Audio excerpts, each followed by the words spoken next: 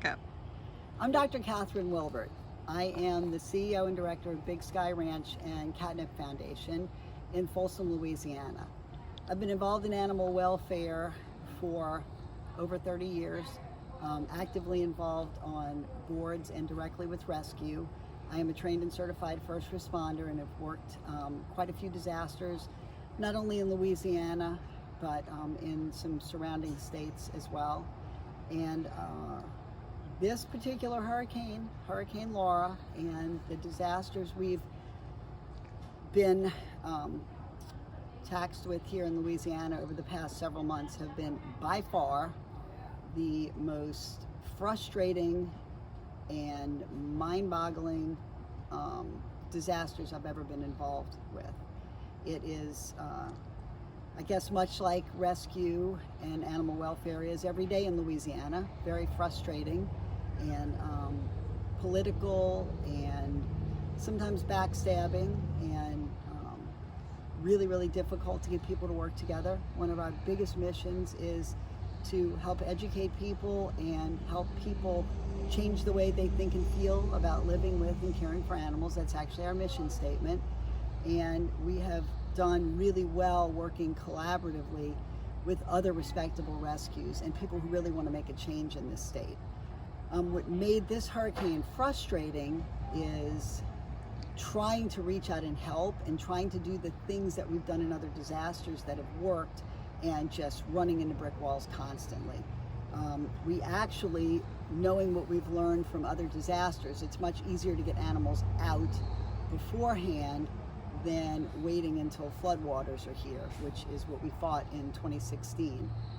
We learned in Hurricane Harvey and the work we did with Austin Pets Alive, they had taken a lot of shelter animals in prior to the storm, and we were able to help them move a lot of those animals out and either get them adopted or get them on transport to reputable organizations, get them adopted. So just prior to Laura's landfall, we reached out to several shelters that were in the cone of uncertainty, and we asked if there was anything we could help to do to transport animals out of harm's way.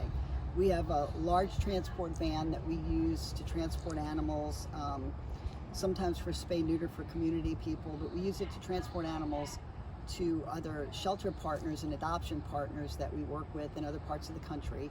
And we have a disaster van, trailer actually, a 32-foot trailer that is completely self-sufficient to be used in disasters. It was a grant from American Humane right after the flood of 2016, because we worked so hard to get so many animals out of the flood zone and to get spayed and neutered and onto homes elsewhere.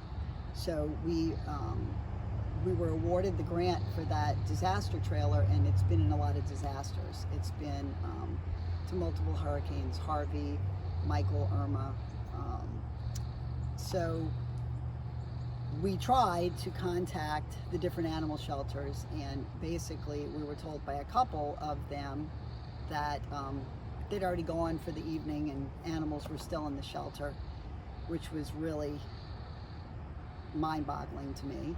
But we did reach out to the Calcasieu Parish shelter when the hurricane was predicted to directly hit there, and offered to come to get animals prior to the storm.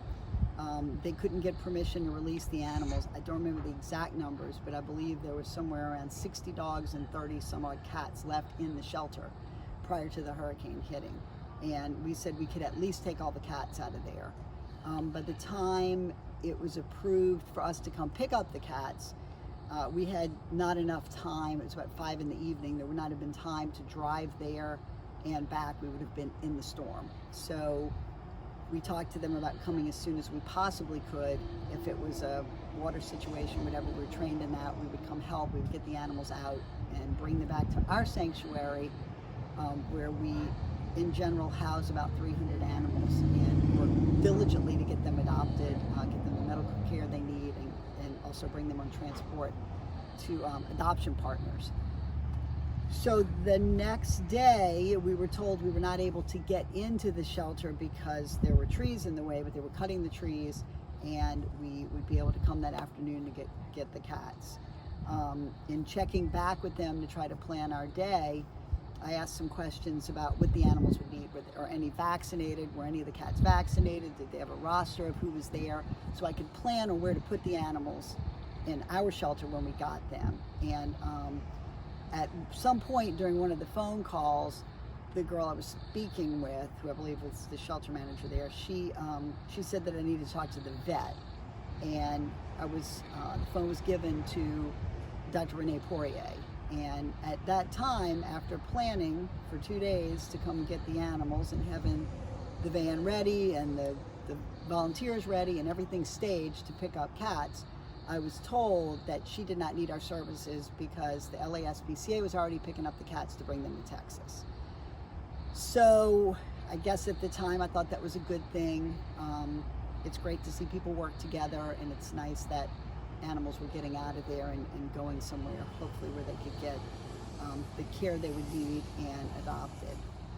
So fast forward a day or two, we're getting calls. We had been working with a couple of rescues in the Lake Charles area, the DeQuincy area, trying to help those rescues and then help a gentleman who had a lot of cats, or a lot of feral cats, in the DeQuincy area. We had maintained contact with this gentleman through the hurricane and knew he was in desperate need for help with these cats. So we made a trip, we brought food, we brought supplies, water, ice, everything they needed. Got everything we could locally garner in a couple of days to try to go to that area. We were handing out food and everything for these people. We did what we normally do in disasters, started calling, writing some disaster grants, and we began getting a flood of phone calls. People who needed help. They needed food, they needed supplies, they weren't getting food.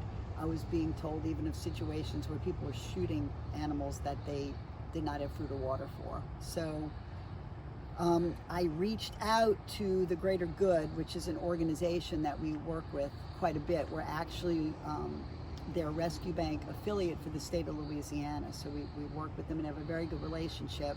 I reached out to them and I asked, actually Denise Bash, who's in charge of their disaster response, if she could help in any way very quickly. And she told me that I should be able to make a request through the EOC. That's how it works, that the Greater Good had sent a lot of disaster relief to Louisiana, and it had been sent for these people, and it was here for use. It was food, it was vaccinations, medication.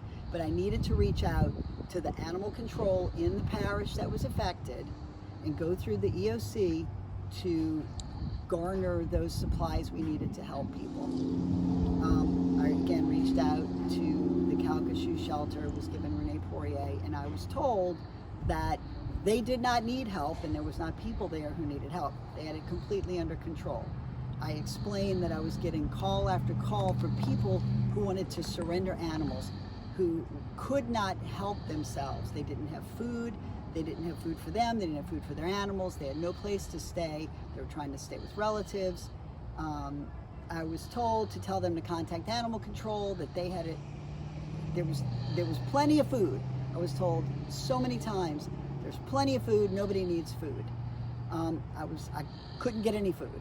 I asked a few times for vaccinations to help with the animals we were taking in that were owner surrendered, ones that people had brought to us, that I had explained that there were people who evacuated from Calcasieu Parish to St. Tammany Parish. They were staying with relatives, they were struggling, they needed help, and in some instances, people who had 10 animals, pets, they couldn't keep that many pets in the household with their families. Could we please help take these animals? Every time we take an intake, we have an intake protocol, and it's fairly rigorous, and they require vaccinations and spay neuter. So each animal is an expense on our nonprofit. I asked for the help that I was told was there. I reached out again to the Greater Good. I was told to ask Gina Troxler and St. Charles Parish, who had received some disaster response, and that I could get those supplies from her. Again, I was told I'm not the responding organization, that animal control has it under control, they do not need help, and that I am to tell people, no matter where they are, if they want to surrender their animal, they have to surrender it to animal control if they want to get help, because they would not help me help people. It is completely nonsensical to me, because why does animal control want animals? That doesn't even begin to make sense, because we pull animals from animal control organizations all over this state. We were taking cats from the DeQuincy area and helping rehome kittens from there long before the storm. We were doing spay-neuter for them, that we were helped by Alley Cat Allies to help them. So there are organizations and legitimate people trying to help the people who need help, but the organization that is receiving the donations, they're not helping the people. Doesn't even make sense. I called repeatedly on this and had multiple pointed conversations with, you promised me vaccinations, now you won't give them to me. You want me to tell people to surrender animals to animal control. The whole idea of animal control reform is diversion. And I understand that we don't want people to take owned pets off of property that might be someone's animal, and they either just went to lunch, or their dog's left in the yard, or they're going to come back and find their cat.